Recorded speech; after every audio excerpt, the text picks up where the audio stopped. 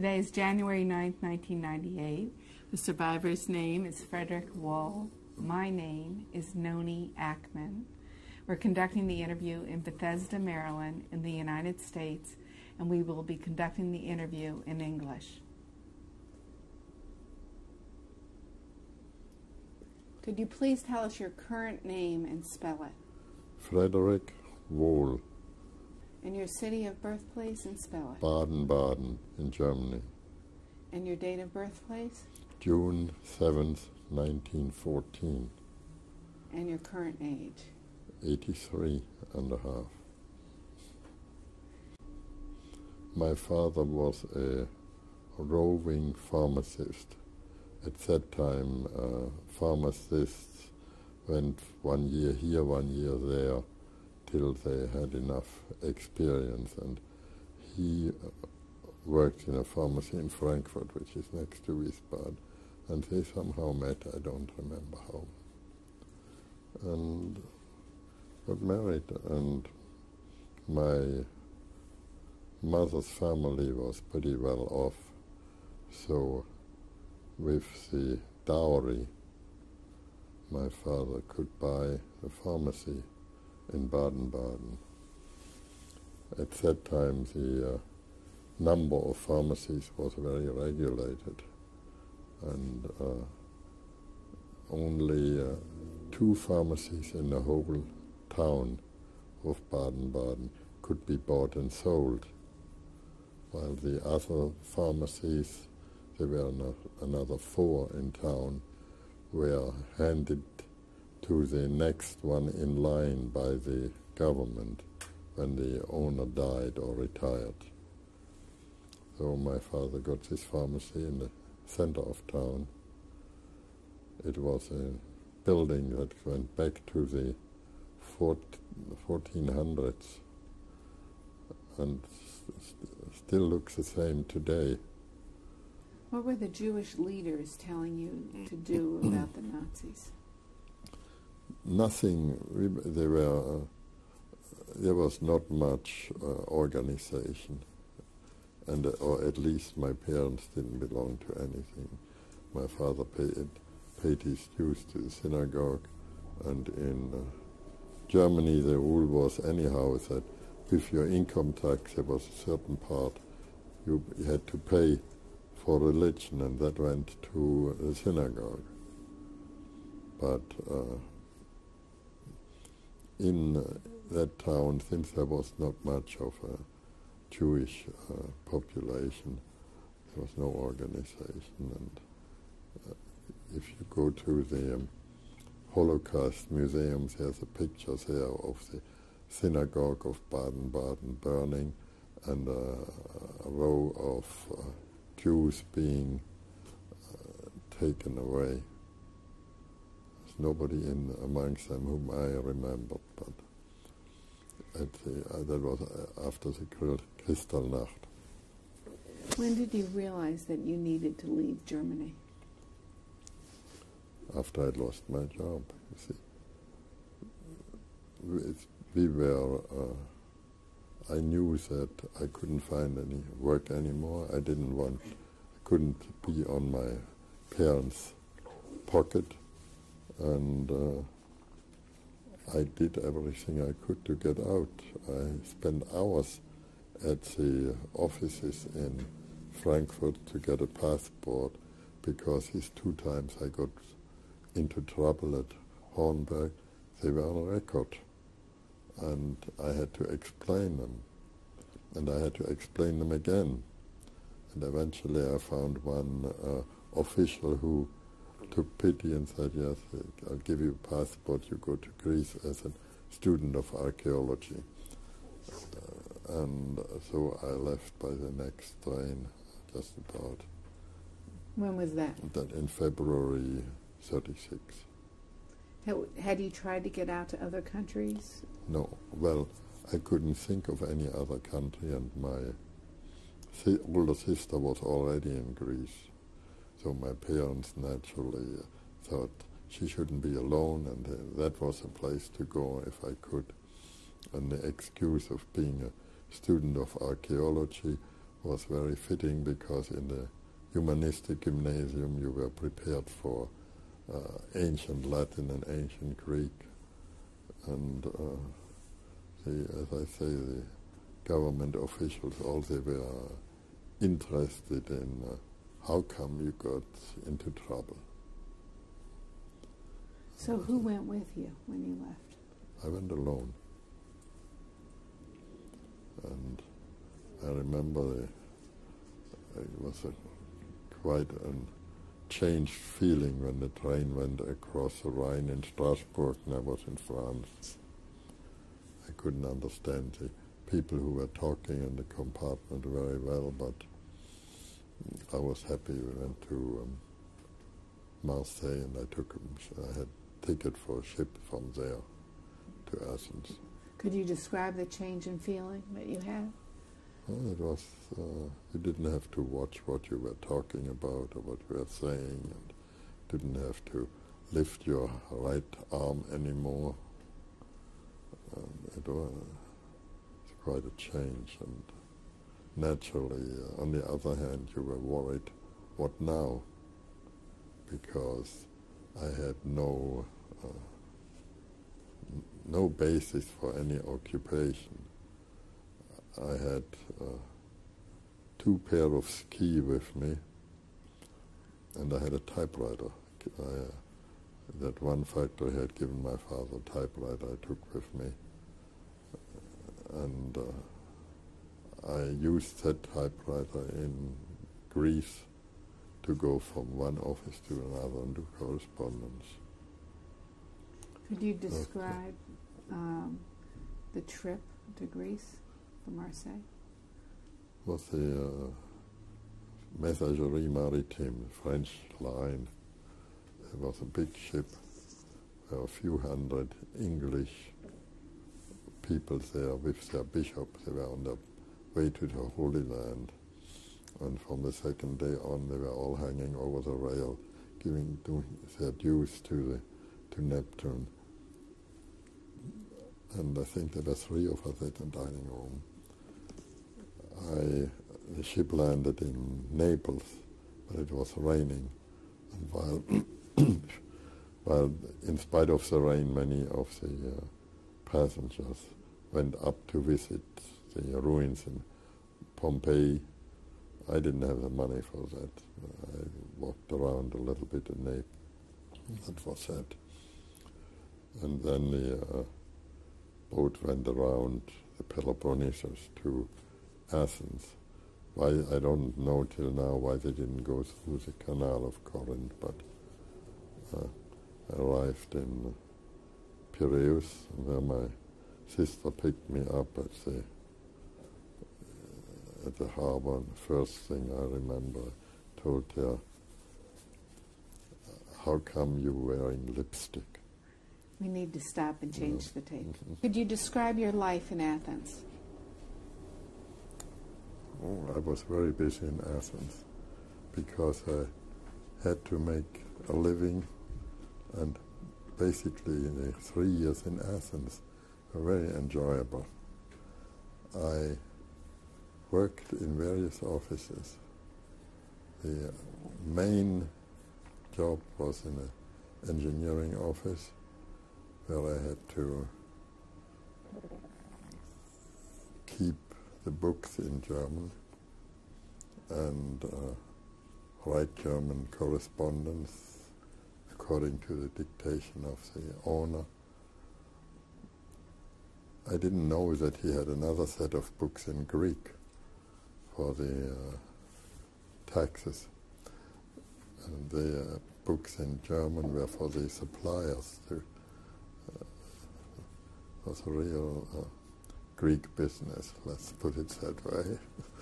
Then I went to a small import of English clothes. He didn't speak any language but a little bit of French and Greek. I had to write his letters in English and he signed it. he didn't know what I wrote, but it evidently he realized it worked out, and we had a very nice relationship for all these 3 years. And then another man, Manolidis, he was the father of a very famous actress at that time. He only spoke French, and I corresponded in 3 languages, and we did quite well. The other fourth and very important kind of work was in a newspaper distributing agency. Now, in Greece at that time at least, the newspapers were all distributed by a separate company. They took them to the kiosks and all that, and they also imported newspapers from the rest of Europe. Basically, in Greek business, Europe was everything but Greece. And I got the management of the import of foreign newspapers there. It was a very imposing title, and I had to work at least 2.5 to 3 hours in the afternoon and evening. In the beginning, I had very good relations with the general manager, who spoke a little bit of French and otherwise only Greek. He intended to eventually import enough machinery to start an illustrated paper in Greece, similar to the illustrated papers in big countries. But first, he introduced me to the man whom I had to replace, and I came into that room, and a young man got up. Well, he was about my age. He had not one but 2 Nazi emblems on his jacket, and he told me in French that he was called back to the home country and had to leave right the next day. And I said, fine with me, and he left, and I never saw him again. But eventually the Nazis got wind that there was a Jew in that position, and the Greek police started making more and more trouble till we had to get out of Greece. That was one of the main reasons. When was because that? I was there from 36 to 39. We had to leave in February 39. We had to leave for Cyprus. Where were your parents during this time? My parents came to Greece. We got them there in 1 year after I came. We had to, because my father had nothing to live for anymore, and he managed to have all his rather valuable furniture, all their valuable furniture packed up, and they brought it to Greece, so we had to rent quite a large apartment. And the one factory he had been working with in Germany behaved nice in spite of the laws there. They gave him their agency for Athens and told him that he should find somebody to manufacture some of their pills in Greece.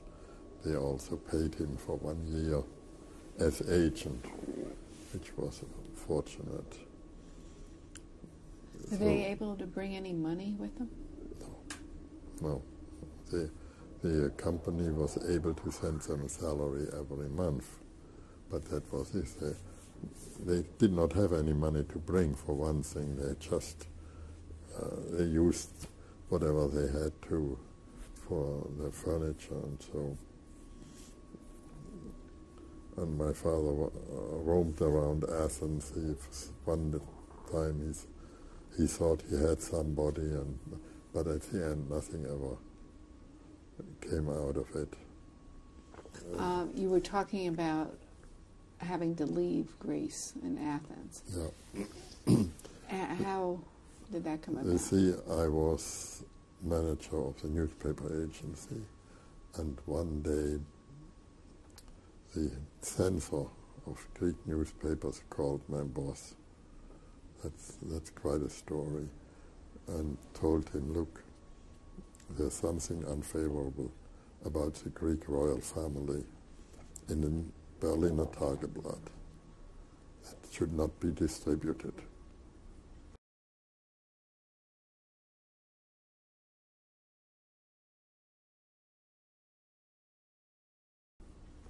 By the time he called, it was distributed already. But we had 20 copies of that paper. There was another importer in Athens who had about 50 copies of that paper. And after commiserating with my boss, I went in and got a taxi, and one man who was working for me in that office, we went from one kiosk to the other and bought 25 papers. We cut the top off, sent it to Germany.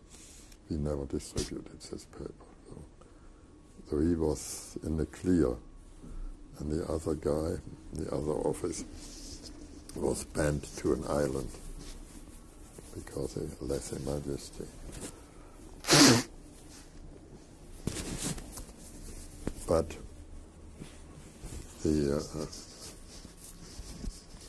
I was in good shape with this man. He helped me to stay but eventually the Greek police told my parents they did not renew my father's license to stay, and that we had to leave, and if we didn't find another place, they would send us back to Germany, because they knew Germany was happy to have the whole family again. Well, it was a hot proposition, as you could say, and we all went from one consulate to another to get out, to find a place to go. At one time we thought we had it for Paraguay. We all collected papers and to find out how was Paraguay and so on. And we went to the American Express to get a ticket, and they told us you can't get it with this visa, because the man who issued it for you is an honorary consul. You have to go to Italy, to Trieste, to get an actual visa, and that was never available, naturally. So after a lot of trouble, we got half the money back that guy had taken from us. Then, fortunately, we got some connection to the British Embassy through the lodge, Masonic Lodge, where my father had been active in Germany and also in Greece. And they found that we knew that my mother was distantly related to one man, Walter Rathenau, who had been German Foreign Secretary after the First World War in the first government of the Weimar Republic, and who had been murdered by the predecessors of the Nazis in 1923.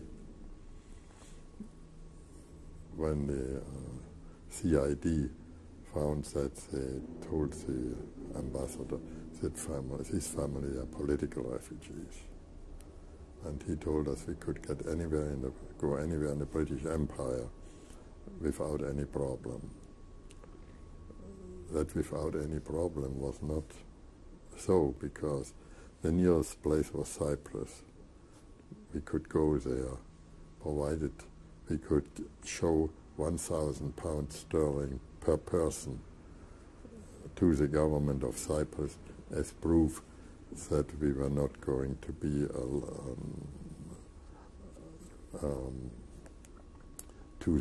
that they didn't have to look after us. We didn't have £4,000 sterling, and the ambassador, after a lot of another visit from my father, and begging, he reduced it to £1,000 for the whole family. We didn't have the £1,000, and because I was in good connection with the man from the newspaper agency, I could go to him and tell him, look, Mr. Yanis, I want to borrow £500.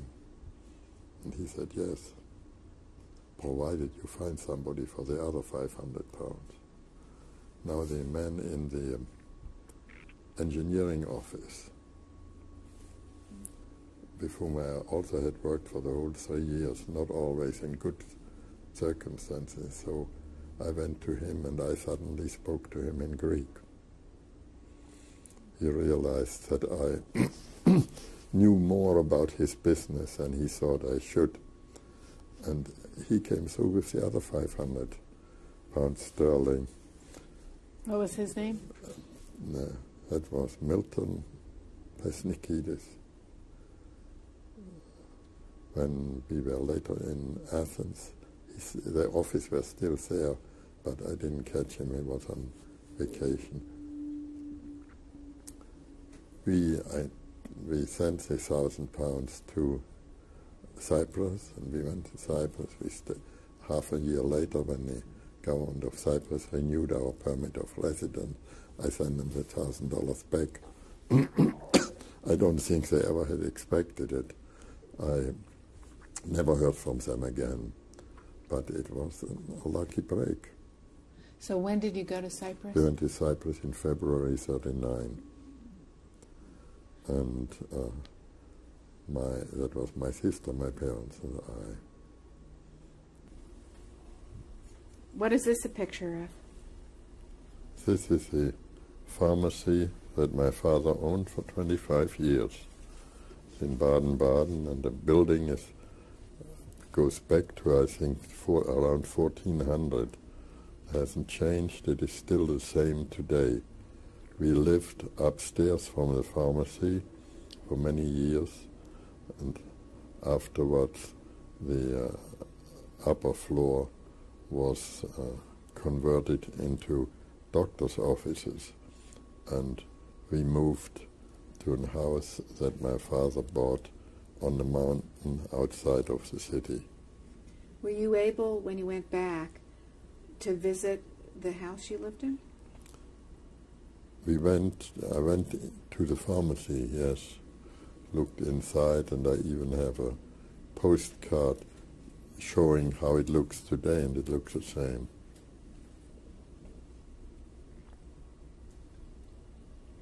Okay. And this next picture on the bottom? That's a house my father bought from an architect who had brought it from an exhibition in Norway. It is built, the outside at least, of a wooden, a type of wood that had to be treated every 3 years. I don't remember the name of it. And nowadays, when I came back there, it has been painted over, so the place looks quite different. But there's a big garden around it with lots of fruit trees, and outside the garden fence, the forest starts, and that's still the same today. When was this picture taken? It was taken, I think it's before, yes, there should be a year on there, but I can't read. It was taken when we were still living there, before 30, around 35, something like that. And how were you able to obtain this picture? I had it. I took it, or my mother took it. It's one of the few pictures that I developed. That's why it is so miserable.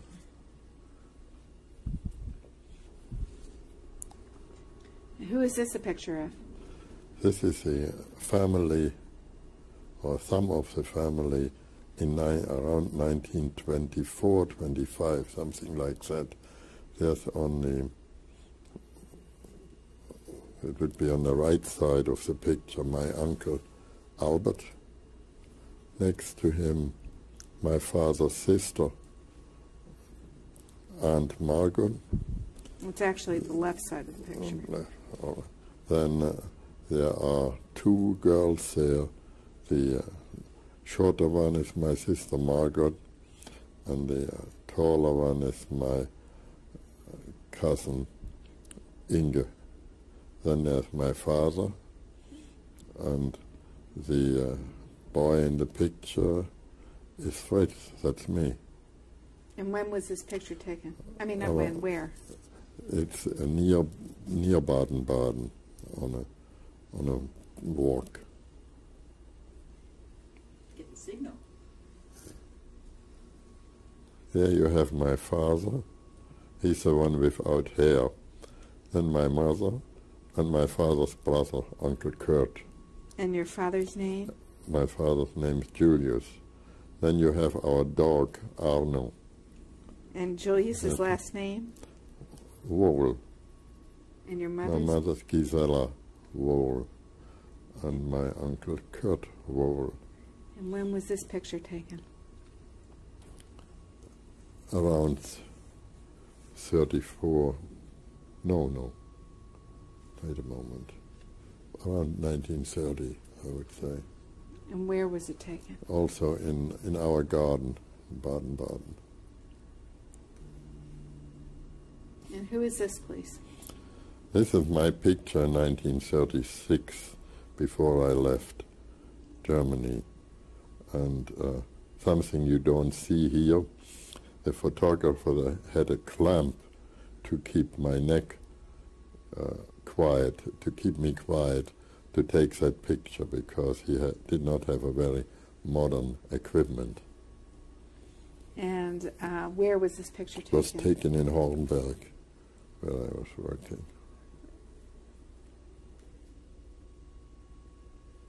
What is this a picture of? This is a picture of a certificate from the Cyprus police force telling the world that they have nothing against me.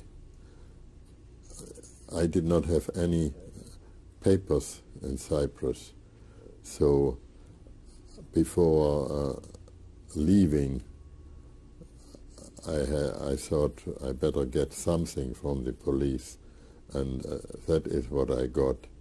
It also is the only photo I have from the time I lived in Cyprus. When was this picture taken? 41.